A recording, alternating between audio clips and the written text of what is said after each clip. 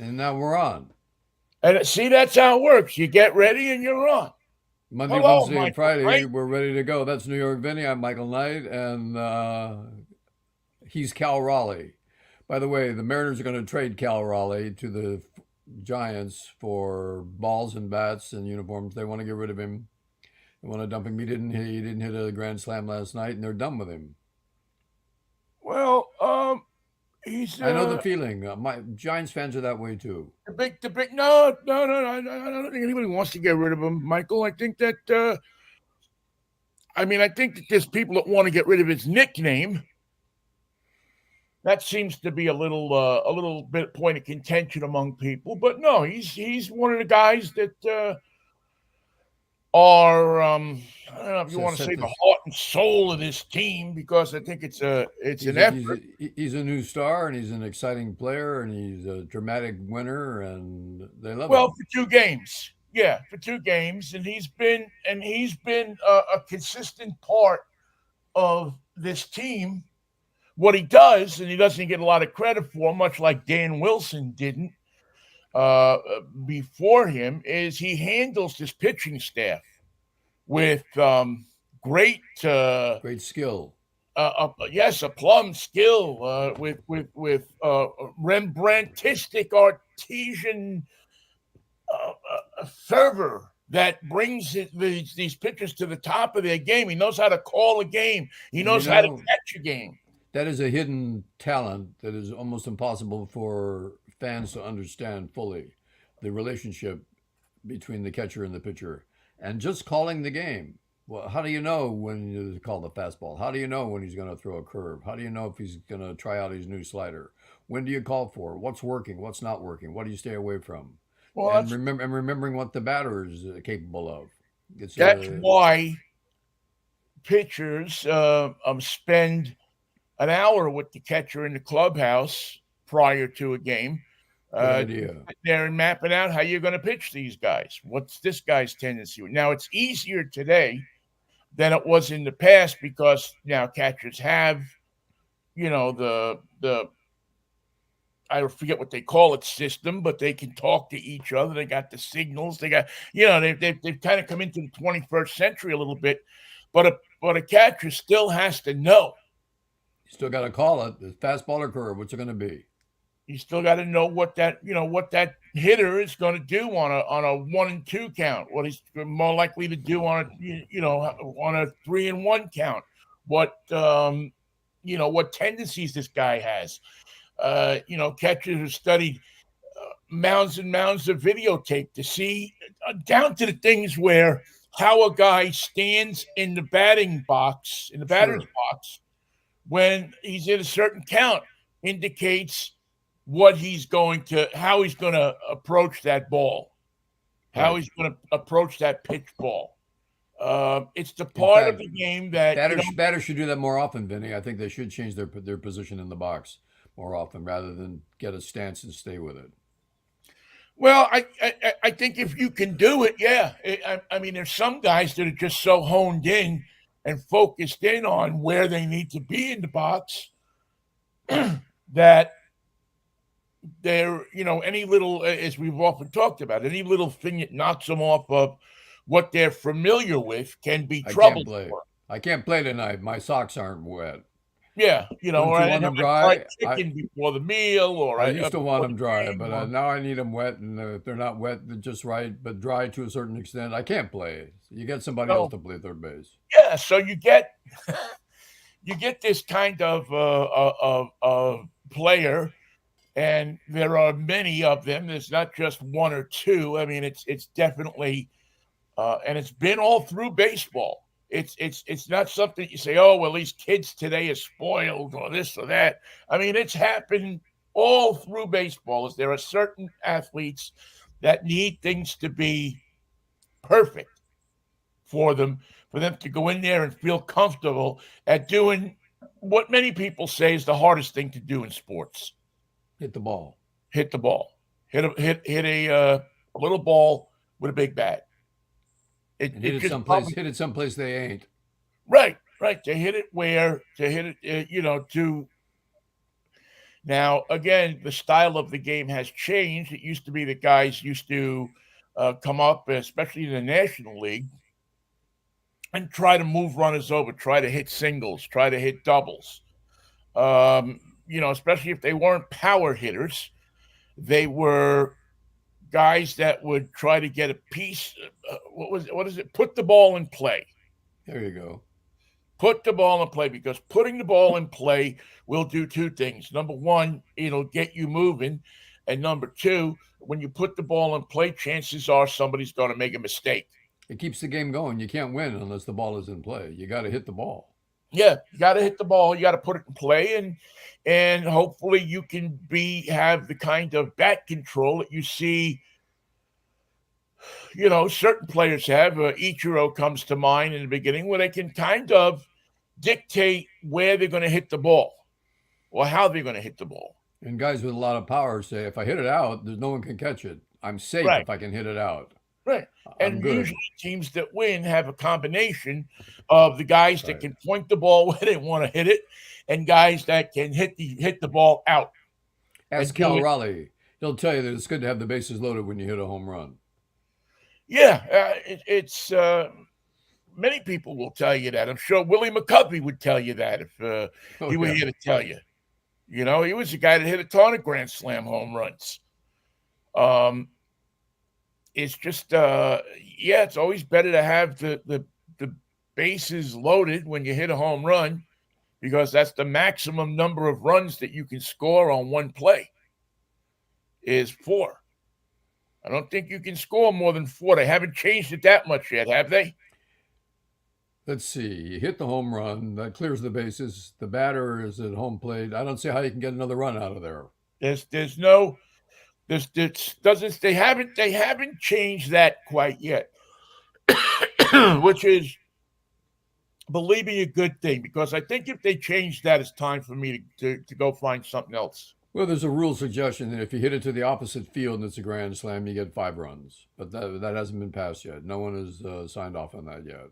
Right. They haven't added a team to the added a play that produces more runs than there are runners on base. It's not like football where you have one play and you get 6 points, another play you get 1 point, another play you get 2 points.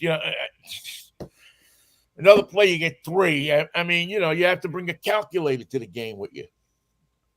And you got to dance with your hands in the head like this. When you get that, you dance and you get 2 points. Yeah. And you can also have points taken away.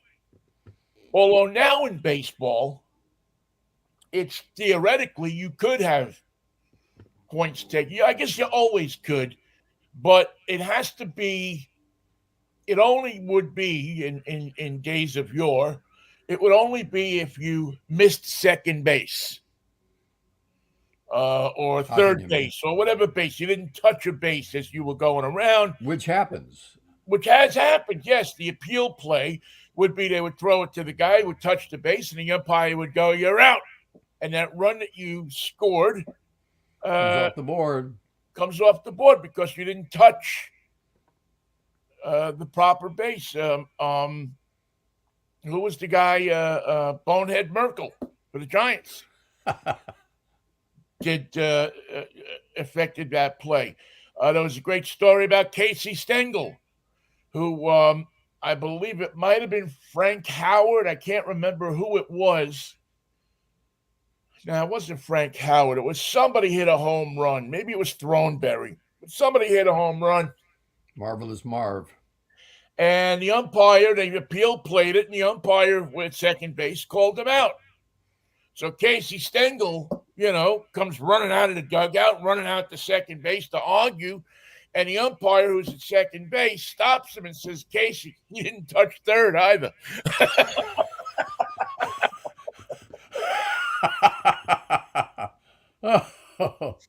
What could Stengel do? He turned around and went back to the dugout. I'll be in the dugout. If you need me, if anybody needs me, if anybody here can play this game, I'll be in the dugout. One of my favorite all-time stories. Do you remember who the umpire was? No, I probably could find it if I look it up on the internet somewhere. I'm sure it's been written in books. I mean, That's a and everything. But wonderful story. but that was the only way you could get a run taken away from you on a home run, or depending on what kind of play. Once you scored the run, usually once you scored the run, 99% of the time, the umpires were just going to leave well enough alone. Nowadays, you have um, instant replay, and so the umpires take advantage of the appeal play not only on home runs but on all different kinds of plays. Can the umpires get together and do an appeal play on their own, or must it be requested? I uh, I think it has to be challenged. I think there has to be a challenge in order for the umpires to get together, unless, well, it's the formal challenge. But I've also seen it in games where umpires have, there's been a play and one guy called it, and this is something you never saw years ago. But the four umpires would get together and say, "Well, did he do this? Did he do that?" And on their own, Gotta which change they it. have the power to do, change the play. It's a rare occurrence, but I've seen it happen where they just, they admit that they were wrong, Or which there's I a think, question in the question in the second base umpire's mind whether Thornberry touched second or not. I was yeah, I going to mean, I look, can't but then the guy imagine. stepped in front of me and I didn't see it. I think he touched, but I'm not sure. Well, it's changed so much because when we were growing up watching baseball, the umpire was infallible. He was the The, Pope. the umpire, what he said went, and that's it. And umpires didn't change. You could go up and you could go out there and you could argue all day, but Ain't the gonna best happen. you might get It's from an tossed. umpire is that I'll get you on the next one. I know I blew it. I'll get you on the next one. The umpires did not change a call, or very rarely changed a call.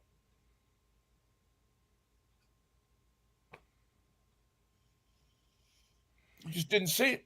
And the funny thing about arguing, when managers, I remember Bill Rigney, the manager of the Giants when they first came to San Francisco, loved to kick dirt. He was like Lou Piniella. He was very into the kicking of the dirt and the mutilation of the bag.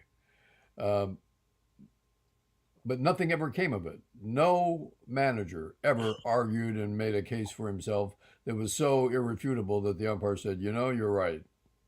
It's never happened. It may never happen. All you're going to get out of this is a shower. You want the shower now or you want the shower later? Because I know you're going to go back to the dugout and mouth off, and I'm going to have to toss you. Let's discuss this. Let's discuss this among professionals. What do you want to do? And the kicking of and listen, most of it was for show. Get the team organized, get the To get the team. team excited, to get the fans excited, to get whoever they wanted to get excited. I mean, there were very few managers that intimidated umpires. There Early were a on. few, though. And I think Stengel was probably one of them. Although I don't know if it was Stengel as much if it as it was the whole surrounding, the ballpark, the Yankees, the whole deal. Well, the umpires never knew what he was saying anyway. He came out there and he was talking before he ever got to them, and they pick him up in mid sentence. By the time he left, they still had no idea what he was saying. Well, I don't know, Michael. I understand that he could be very instructive and profound as Under he the right once he got conditions, out there. he Uh, could be instructive and profound. you know, I this thought just flashed into my head, and we all know that when Stengel left baseball in '65, he fell down, he broke his hip on the dugout steps of Shea Stadium, and the Mets finally said, "Well, you know what? Listen, we're we've done this for 3 years. Let's elevate Wes Westrom. He became the I almost said inferior manager, interim manager, and the next year was made the manager of the club, the former Giants catcher. And Stengel took a job in Glendale, California, at a bank. Glendale Federal. And I often wonder what it must have been like to go into a bank and sit down at Casey Stengel's desk, Try to make a case, and ask him for a loan or try to get any kind of banking service out of him. Because in those days, when a baseball player got a job, he was expected to work. I was expected to come in, sit at a desk, and talk to people.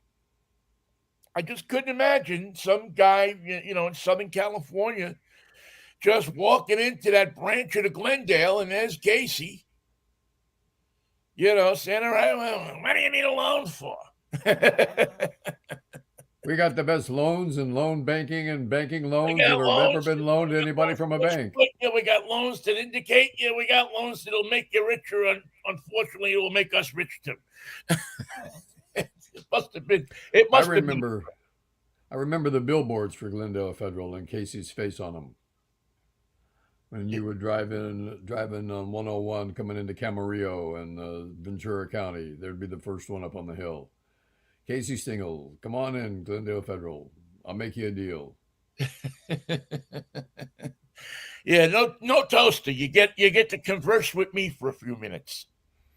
But if you put 100,000 in, we'll give you a toaster. Maybe I'll give you a mitt. You want a mitt? What are you, left-handed, right-handed? Give you a mitt. It's like when for many years, when the Mets first started, before the days of Ticketmaster and what was the predecessor to Ticketmaster? I know in the Bay Area it was Bass, the Bay Area seating service. What the heck was the name of that thing? Anyway, you used to have to, if you wanted to buy Met tickets in advance, you would have to go into Manufacturers Hanover Trust Bank.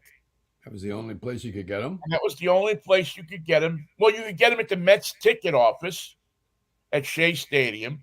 They had a ticket office, I believe, in Grand Central Station. Good. Or any branch of the Manufacturers Hanover Trust.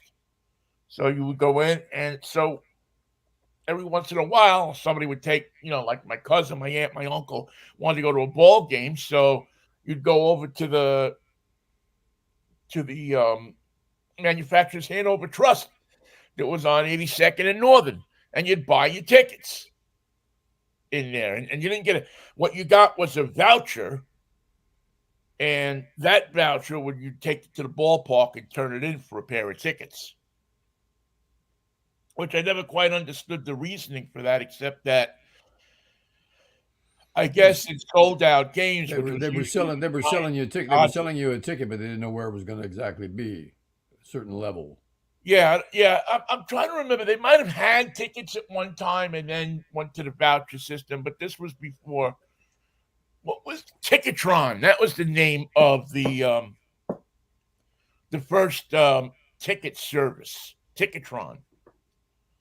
And when Ticketron came in, then you could just send in your money for the tickets, and they would send you the tickets back, which eliminated the bank, because I guess people at the bank must have been stealing the tickets or the money for them, one or the other.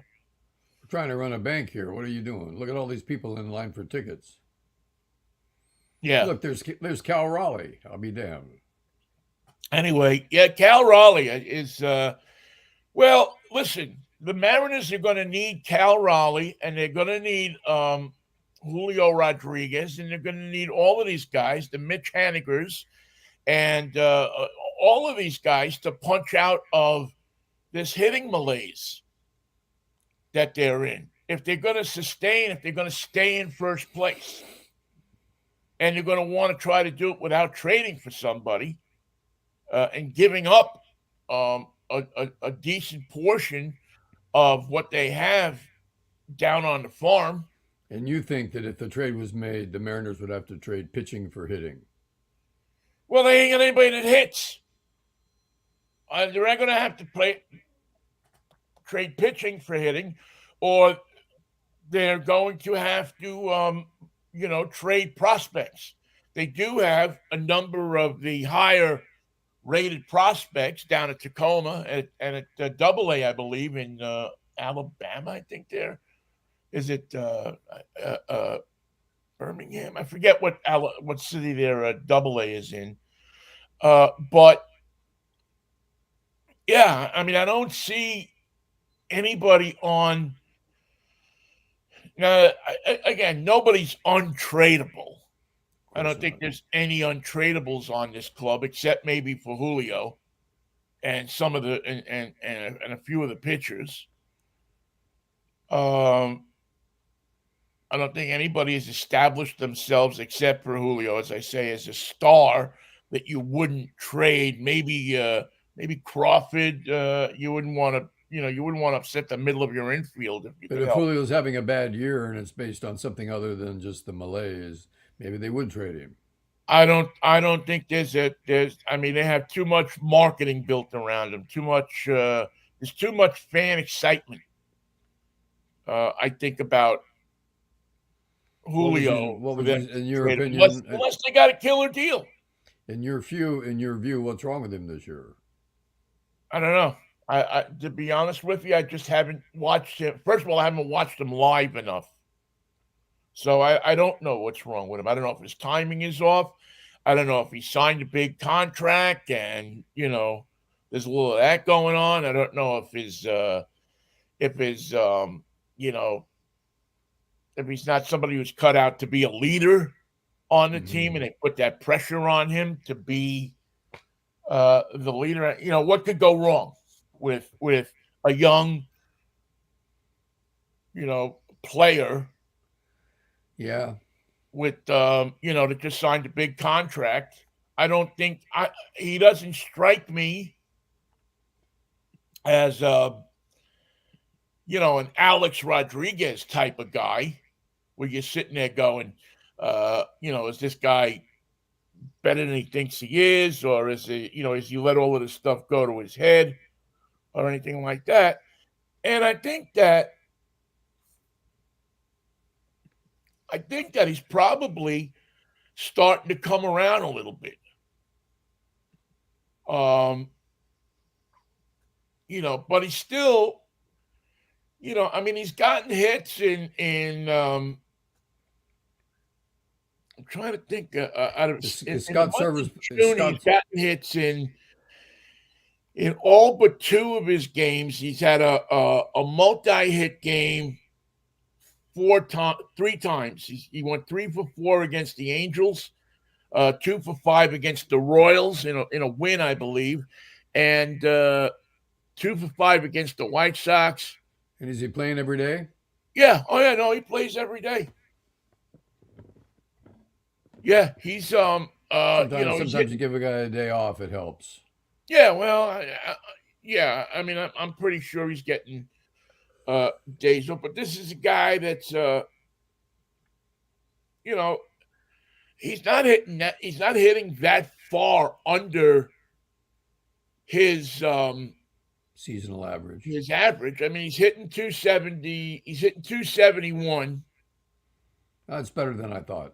With well, he's come up. I mean, like I say, he's really in June. He's really pulled himself up. I don't have the month by month breakouts in front of me, but he's got 5 home runs. He should have more than that. He should have twice as many to begin with. Yeah, I mean he's their stick. So he's got 5 home runs. He's struck out, it seems, more times than you would think. I mean, you guys need an offensive coordinator. That's what you need. Well, let's see. That's it. He's he's actually hit better since the offensive coordinator is gone.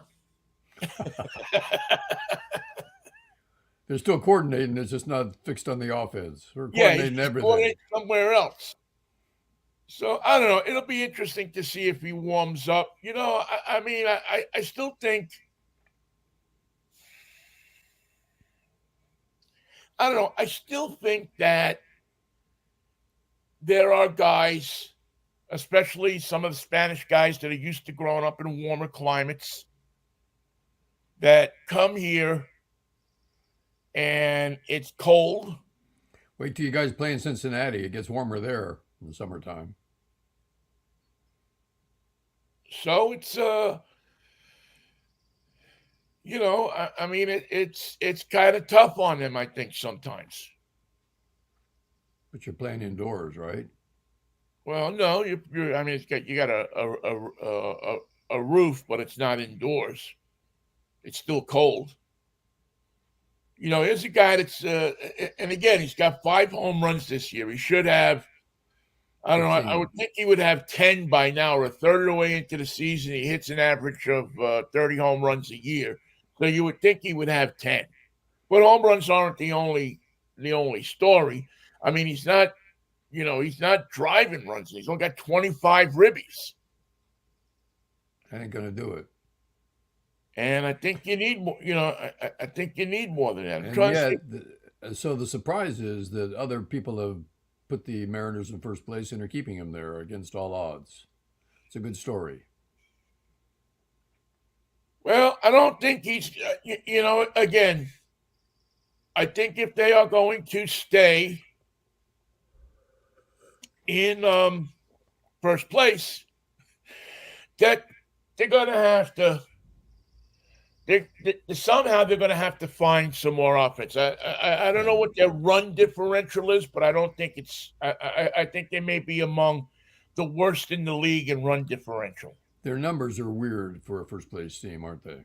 Well, yeah, they have great. They're eerily similar to.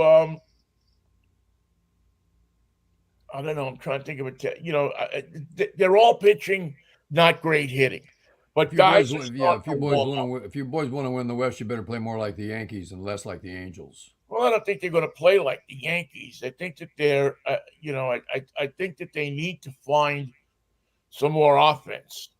They need, and I don't know if that's the manager or who's not putting the game in motion as much as people think he should be, or it's just the fact that the hitters, for some reason, are in a collective slump. So the only thing you can really do is send them out there every day. And because hitters, to get hitters hitting, you got to let them hit. Just like to get basketball players scoring, you got to let them shoot. So I'm kind of convinced. I'm just looking at the similarity scores, which I always love to look at. And the player who they say, and you'll love this, the player who they say Julio Rodriguez is most similar to by his age is Jack Clark. The Ripper. Now we all remember Jack Clark.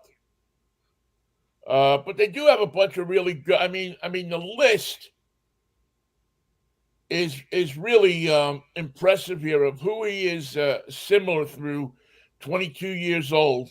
Jack Clark, Juan Gonzalez, Greg Luzinski, Willie Davis, Ronald Acuna Jr., It's a good Jeff list. Francoeur, Darryl Strawberry, Justin Upton. So he's in good company. That's who he's like. That's who he can be accurately compared to for age and performance. So it'll be Jack Clark liked to swing. That's why they call him the Ripper. Jack Clark loved to swing.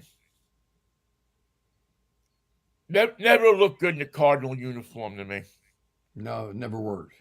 Always looked. I mean, I know he had his most success there, but he never looked good in that Cardinal uniform. He always looked. He just always. He was one of those guys that I always thought would have Looked loved to out have of seen stay a Giant. looked out of place. his entire life. Well, Jerry West died at the age of 86, Yes, and the logo. the thing that makes me most in awe about Jerry West, his numbers, if you take a look at them, are absolutely preposterous. He's better in his day than the best players, including LeBron James, in this day. But that's not what gets me uh, so worked up in terms of my appreciation for him. He ankled on the Lakers. He didn't like the front office. He didn't like their attitude. He didn't like their win. He didn't like their loss. He didn't like the way they played. He didn't like the way they put together the team. He didn't like the front office, and he told them, this is not the way to play basketball. This is not the way to win. Well, Jerry, what do you know about it? We're running this team, and he ankled on them and went to the Clippers, where he stayed as an advisor until his death. And that tells me that there's a guy who knows enough about basketball to say this is a team that we can win with, and also knows enough about human nature to say this is a team that cannot win, and I'm gone. Well, I got to, my partner in Pittsburgh and I got to spend a couple of times talking to him because he was a West Virginia guy. You can drive down. As a matter of fact, I think the West Virginia basketball arena sits on Jerry West Boulevard. It probably should. Yeah, You can, although in Morgantown, as a precautionary tale, though, the other half of Jerry West Boulevard is Don Knotts Boulevard. So you take it all with a grain of salt. that's where reality meets show business. But again, this is a guy, as you said, who thought he could do it better than the current management of the team that he played for, and he could. He did. I mean, he just had his points, his prowess on the court, his knowledge of the game. See, that was the thing that when we interviewed him, his knowledge of the game and the players was and how the pieces fit was encyclopedic. I mean, it was better than probably anybody I've ever talked to about basketball. And naturally, a guy's not going to come on a radio station and give you all of his secrets. But he was pretty upfront about, the work that went into finding the right piece to put in there. And, we always think of the great stars on the Lakers, Magic Johnson and Kobe Bryant. But it was finding the Nick Van Exels of the world. You got to have a bench. It was finding the piece that made it all work, not just in playing ability, but in egos that fit together. Yeah. And Jerry West was one of those guys who could talk to a player either at the high school level, the college level, or a free agent, and get and visualize how that guy looked, how that guy would work in this engine that he had. He didn't want to put too big of a piston in there. He didn't want to put too big of a connecting rod. He wanted all the parts to fit together and work together perfectly so that the engine would hum. Because he knew it was possible. Yeah, because he knew how to do it. And, here's a guy who knew it at the playing level. I mean, I don't think he would. I don't know that he ever. I mean, the guy was on every year he played. He was on the All-Star team Every year, right in a row. Well, yeah, he had it because he was the logo, right? He still has more 30-point games than anyone who ever played the game. Yeah, he was. I mean, I think what tells you a lot about West is back in 1969, he was voted the MVP of the finals, and the Lakers lost. Yeah. But he was that good that he transcended winning and losing. And of course, he put together, um, you know, that Showtime. He put together, and again, when you think about the Lakers in the '80s and the '90s, it was, yeah, you had the stars, but you had to have the guys who fed the stars. You had to have the guys who Yeah. supported the stars, or you weren't going to win anything.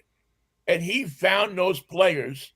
I don't know. I still call James Worthy a star. Oh, he's a star. Yeah, but he found a guy who could find Worthy on the court. And the funny thing is, that's precisely what the Lakers don't have. They have stars, but they don't have a team. Well, that's one of the pitfalls of basketball, isn't it? That you can either stack your team with stars and depend on them to get it done, send everything through one or two guys, or you can have a bunch of guys in one star or two stars whose job it is to get the ball to them. The Lakers have done it upside down. They hire coaches that can't run the team because the stars run the team. The star can be the star, he can't be the coach, he can't be both, and that's a fatal error that the Yankees never made, but the Lakers have. Well, he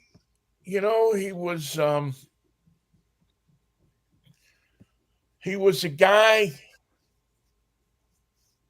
that, and again, I wasn't as into basketball when I was a kid as I was into baseball, obviously.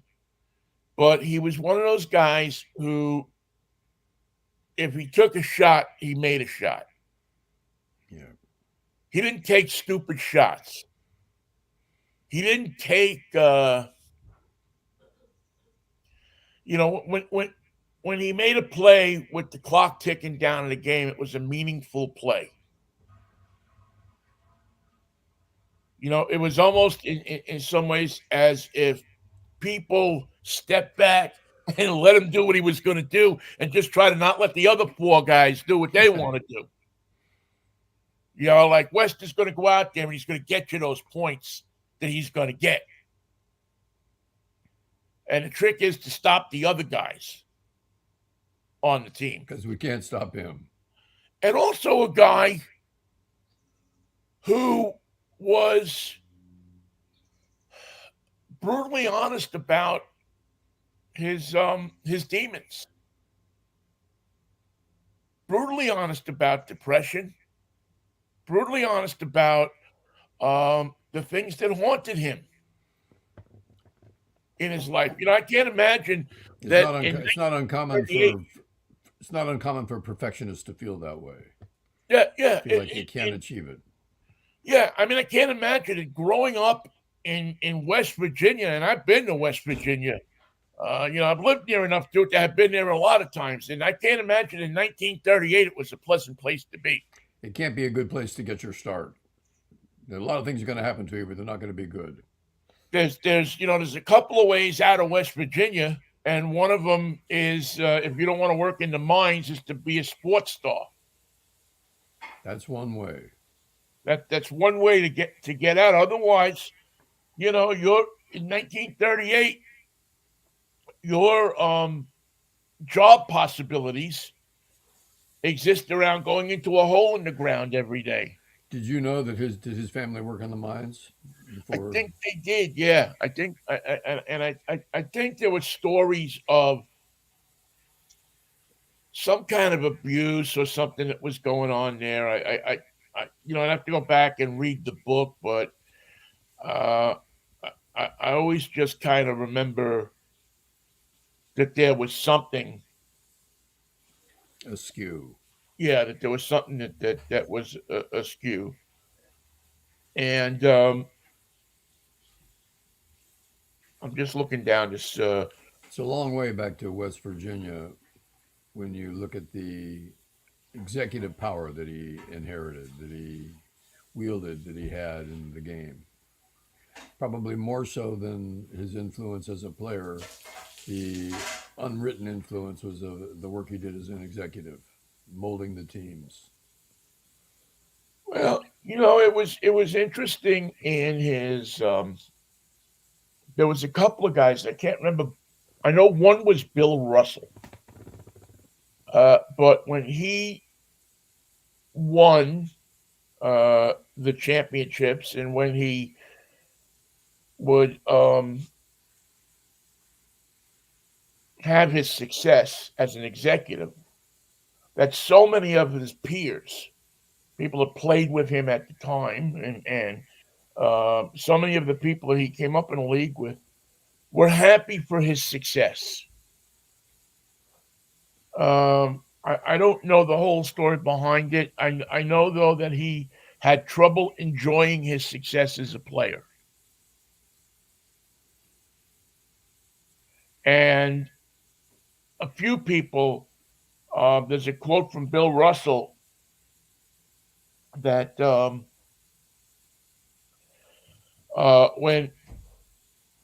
when Bill Russell won his rings against the Lakers, six of them against West, um, they talked to Russell when the Lakers finally won, and Russell had said that he was just happy to see it finally happen for Jerry West, for him to finally Hmm. win the championship and be able to enjoy the fruits of that. Uh, Again, it sounded like, and I don't know, but there's a book. He wrote a book about being depressed, about depression, about living his life. And I've read part. I have the book in my stuff, and I've read part of the book. And just a guy, a champion in the sense, I think too, Michael, that he was not afraid to show that part of his life. I guess he knew people knew about it anyway, so they may be in for a dollar, in for a penny, you know. But you just his eye for talent. Um, who was it that he was an advisor to the Warriors, and the Warriors were going to trade is it Clay Thompson, I think, after they got him. Hmm. But there was a deal going on where they wanted to trade Clay Thompson, and I think they were going to trade him for Kevin Love or something like that. And he said, "No, no, don't trade this guy. You don't want to trade this guy." And he wound up signing Love, I think, in Durant after that. But he was like, "No, no, no, don't. This guy is his upside is he's a young Yet to be guy. charted. Yeah. Yeah, there's things we got to work on his game, but he's going to be something. Don't get rid of him."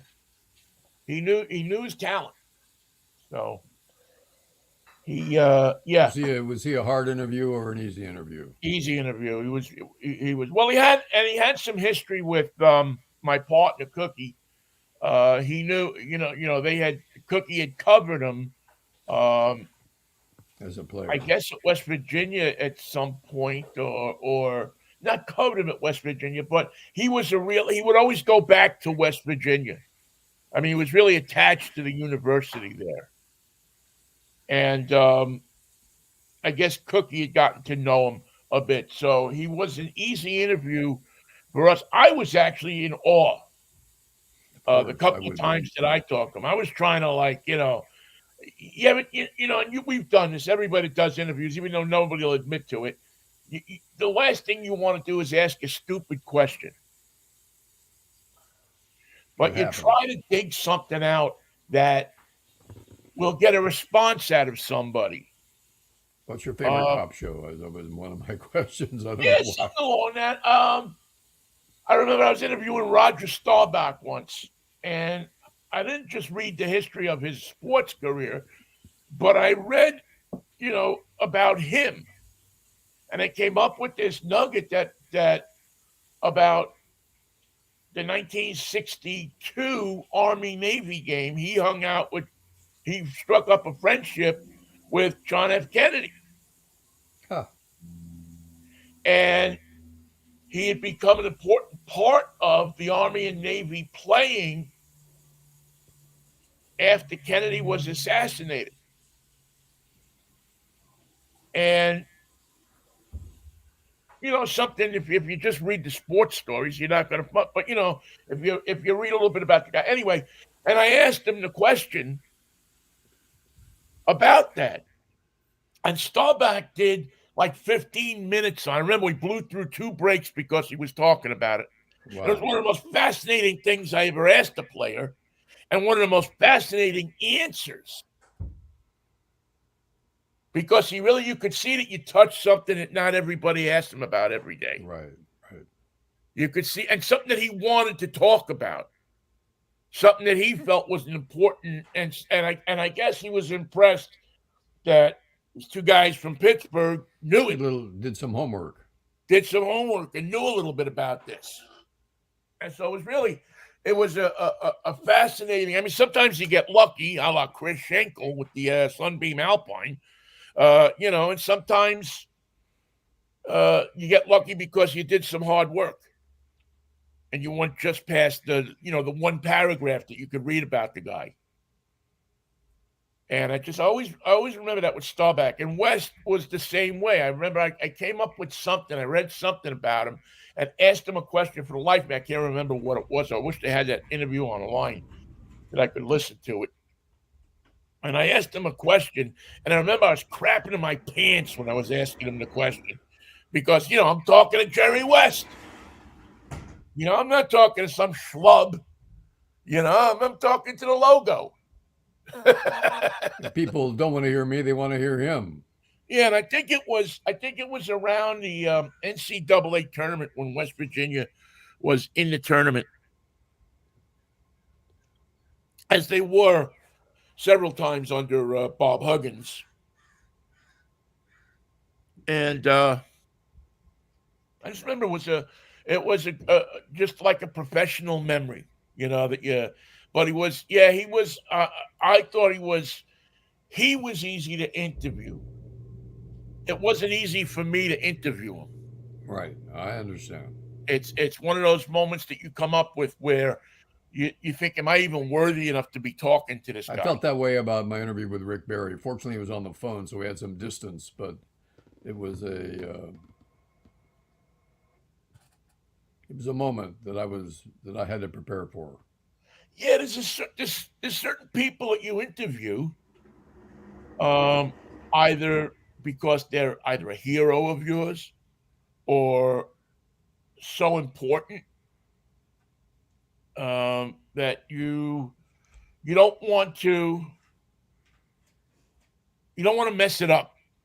You don't want to ask the wrong question. I'll know you remember this. In the studio at KJR, we had Boog Powell and Louis Tiant one day. What they were there for had nothing to do with baseball. They were touring, selling lawnmowers or something. I don't know what it was. And I said to Louis Tiant, there's nobody around that does the wind-up like you do. Why did you start it that way? Did it ever get into trouble? Did anybody try to talk you out of it? And he said, it wasn't much of a wind-up. It was just a pretty conventional thing.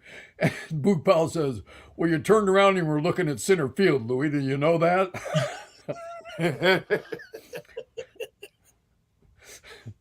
And they started talking to each other, and that was a wonderful moment I'll never forget. Boog Powell just sits right and said, well, wait a minute. You turned around and we're looking at center field, Louis. Yeah. Well, I mean, when you do this, that's when you're interviewing people, sometimes that's what you try, not that you engineer it to happen like that, but you hope when it happens. Something like that happened to me with I interviewed the Mantle brothers. After that book, Letters to Mickey had come out. Was it Letters to Mickey, or there was another book that the Sons had written?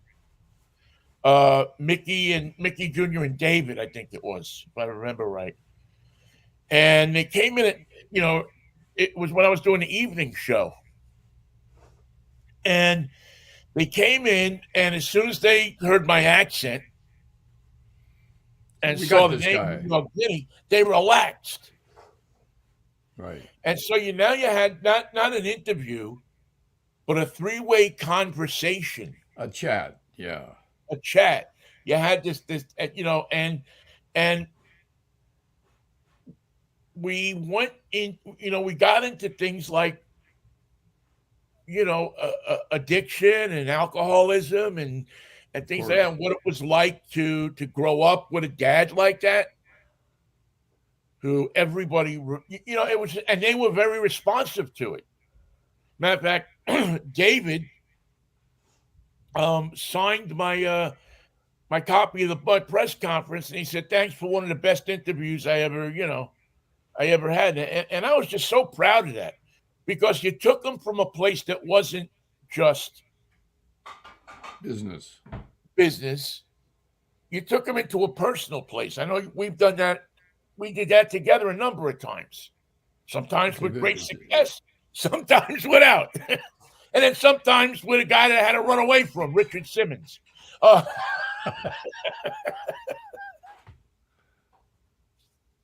You my, can't get away from me.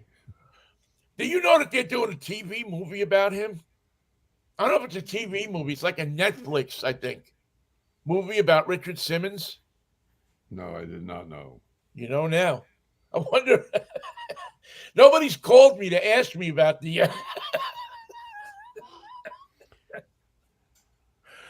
Oh my God, he was a trip, boy.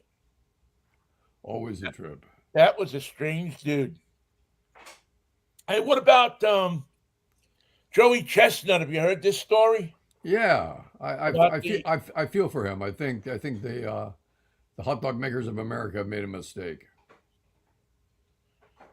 Well, yeah, I do and I don't. I mean, it's, I'm a bit conflicted. I mean, I understand that this is all about money, and if he could sign a deal with Impossible, I mean, for those that you haven't heard, Joey Chestnut, who's like the world champion hot dog eater, he stuffs his face on Fourth of July, has been banned Yeah, because he signed a contract with Impossible Meats, which is the which are plant plant-based based. Yeah, hot dogs, and they're a direct competitor to Nathan's, who is the sponsor of and finances, I guess, the the IEL? the International Professional Eaters Union or whatever. Yeah, the Professional Eaters League, of which I should be a part of. Um, You should be commissioner. yeah. And so they decided that they're going to bounce him. He's not going to be able to participate because he signed his contract with Impossible. Now, one side of the story is that, you wouldn't be as popular as you are if it wasn't for Nathan's. And I mean, while you may think you're a professional athlete, you may think you are a professional, and you may think you belong to the International Professional Eaters Eaters. League, and they may even have a logo and a commissioner. It's not, let's face it, it's just not, Not in a my big deal. mind, a sport. And where are you going to eat after the 4th of July? You still got to eat hot dogs. That's what everybody wants to see you Yeah. eat. So It's an exhibition. People don't come to see you perform. Although, again, I guess some people will make a case that yes, stuffing 60 hot dogs in your mouth at a 4th of July event is. But it's, I don't know. It just doesn't strike me as a sport. it's not a sport. Um, It's a confection. so on one hand, Nathan's puts up the money for this thing. It's their event. They hold it every year. They bankroll it. So why would you want to go against Nathan's? Why would you want to shoot yourself in the foot? I could see the point of Nathan's saying, wait a minute, these guys are like our competition.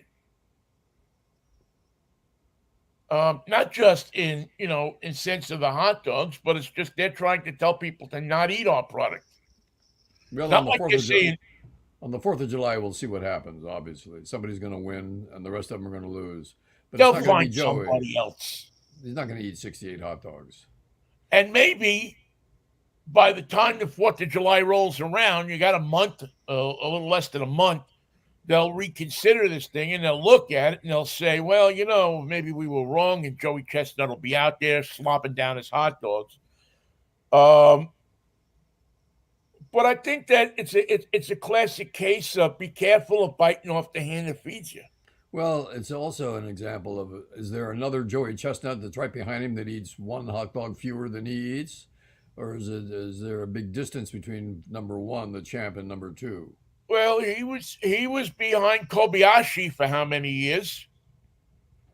The former champion, who, by the way, was also banned after he signed An eating deal. an eating deal with somebody else.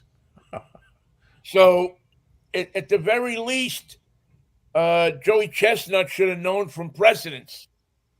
It could happen to you, Joey. But now, the other side of the coin is maybe Joey Chestnut just doesn't care. Maybe he says, you know what? I built a reputation on eating all these hot dogs. I crapped for 3 days after this thing, and it doesn't feel good. If these people want to hand me $1 million, $1.5 million to endorse their product, and it's not a bad product, it's a product that's good for the world, I don't need to, it's okay with me if they free up my 4th of July's. It's not like I'm does anybody really care if I show up and not show up at this thing? It may be, however, that being out of the Nathan's hot dog game challenge that he's hurt his own reputation in terms of publicity. So we'll see how that works in the future. Well, yeah, it's interesting because he's getting a lot of ink this week. That's for sure. He's getting a lot of publicity now, and the Impossible people. I mean, who's to say that they're not going to go to L.A. or Venice Beach or something like that and set up their own hot dog eating contest? They should have him on the air right now, having an Impossible hot dog and saying one is just fine for me. That's all. No, that's all. Yeah, it's so wonderful. I'll just have one. Thank you. He's all over all the shows. I mean, they were talking about him on Morning Joe this morning. Yesterday, they were talking about him. They're talking about him more now than I think they've ever talked about him this far in front of 4th of July. And on 4th of July, let's face it, while a hot dog eating contest is fun and it's uniquely American and all of that kind of stuff, it's one line on a newscast. Exactly. Now he's got the whole month where Impossible meats are getting out there, and people like us and all these different talk shows are talking about him. I mean, he's getting more. Impossible is getting more publicity out of this than and actually, Impossible looks like the good guys here. Yeah, Nathan's looks shabby by comparison. Yeah, it's their tournament, so I guess they can do what they want to do. I'll still eat a Nathan's hot dog over an Impossible hot dog any day of the week. Now, what's in a Nathan's hot dog that's so special, in your estimation? You know what? They grill it. It's not a dirt water hot dog. They grill it, so it has that snap. That's a good start. And I don't know exactly what spices they use in it or anything like that. It's not like it's so far superior to any other hot dog, but it is that they grill it, and that puts a snap in the casing. Actually, I always thought that Nedick's hot dogs were better than Nathan's hot dog. How about Hebrew National? Hebrew National are good. There's another one. Is it Shofar? There's another one that you get in a lot of the Jewish delis, like if you go to Katz or something like that. I mean, Nathan's you get at Nathan's, but there's a couple of others that you get. And I think Shofar is the one that you get at the Jewish delis or Hebrew National. Or there's another one. There's a couple of different ones. But I know the Shofars are really good. The problem with a hot dog is you put so much stuff on it that, I mean, it's really, is it the hot? Now, Chicago hot dog's a little bit different. They give you a thicker hot dog, and it's a bit different. It looks more like a sausage. Yeah, yeah. It's more like it's stumpier and fatter. New York hot dog is a long, slender hot dog. Now, what's going to happen today? I'm going to go down to Matt's Hot Dogs now this afternoon and get lunch. now, now you got me hungry for lunch at Matt's. So I don't know. I think that And what does a New Yorker like yourself put on a hot dog, if I may inquire? I you know what? When I go to Matt's, I do a variety. I do um, mustard, sauerkraut, and onions on one dog. I do a Chicago style on the other dog with the tomatoes and the peppers. And then if I have a third dog, I have chili. Oh, So usually though, if I'm having one dog, I'll split them because I like the Chicago dogs too. I like the pepper, the peppercini they put in there, oh and the yeah. relish and the mustard and the tomatoes that they slide in there. It's a good hot dog. Nothing wrong with a Chicago hot dog. Although New York has, I think, still has. Chicago uses high grade. Is it? There's a certain hot dog that comes out of Chicago. I forget which one it is. I don't know if it's high grade or it's something else. But it's a good hot dog. But nothing beats the Sabrettes. And that's a dirty water hot dog. That's a dirty water hot dog. Yeah, that's a dog that's made to be soaked in crappy water all day. And disguised with mustard or whatever you have. Yeah. Um, what's a Vienna beef? That's the name of the hot dog that they use in Chicago. Vienna beef. As a matter of fact, you can have Vienna beefs delivered to your a whole pack of 16 hot dogs, buns, mustard, relish, pepperoncini. The only thing I guess you got to add is the tomatoes from the fine folks at Amazon. Will send it to your house for $89.75, Vienna beef on its way. and you can get that for $16.57 a month if you want to pay it off on time. And that's So your dog gets a Chewy box and you get a Vienna beef.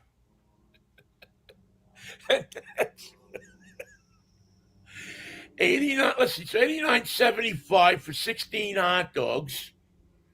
So what's that about? $2 a hot dog? No, 32. $4 a hot dog, maybe. With all the accoutrement. With all the accoutrements, probably what you're going to pay for it if you go to a restaurant.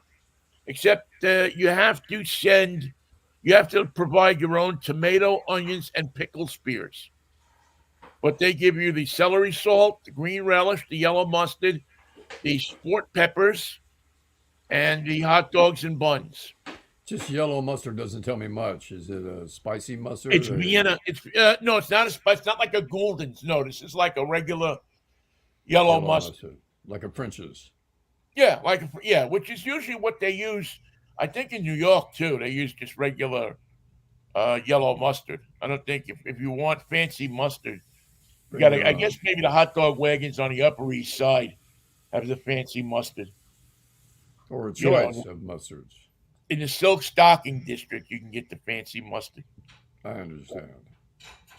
But I don't. Yeah, Chicago style hot dogs, 16 pack. It's not bad. Sabret, I think, does that too. I'm not Did sure. they, What did they they do? send dirty water? Like a vial of it? You would think. Well, see, the Chicago hot dogs aren't dirty water hot dogs. Now, I guess if you got a New York kit, um, you'd have to get the water because what's the first thing that anybody from New York will tell you when you ever have anything that's made with water in New York? It's unique Manhattan. because it's the water. Yep, Manhattan has the best drinking water in the world, they'll tell you. Somebody says pizza. Why is New York Again. pizza better? The water. Somebody says bagels. Why are the bagels better? The water. I don't know if that's true or not. Although I suspect it does have something to do with the bagels. I would I would think that the bagels have something to do with the taste of the water has something to do with the taste of the bagel. There's Pizza no bagel. is There's a lot there's of no water. bagel eating contest that you know of, is there? Where you have to eat 60 bagels? I don't know if you could eat 60 bagels, my man. Can you I eat don't. I'm 10? not sure. I'm not sure that you could do 60. That might leave you with Where's the guy who won? Where's the guy who won? He's not here. He couldn't make it. He's at the hospital if you want to. Poor guy, man. 60 bagels. Would that be with cream cheese or without cream cheese? I think you got to have some schmear. Must have a taste of schmear.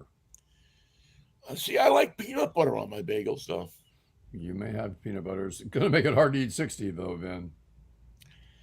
60 is 60 is a lot of.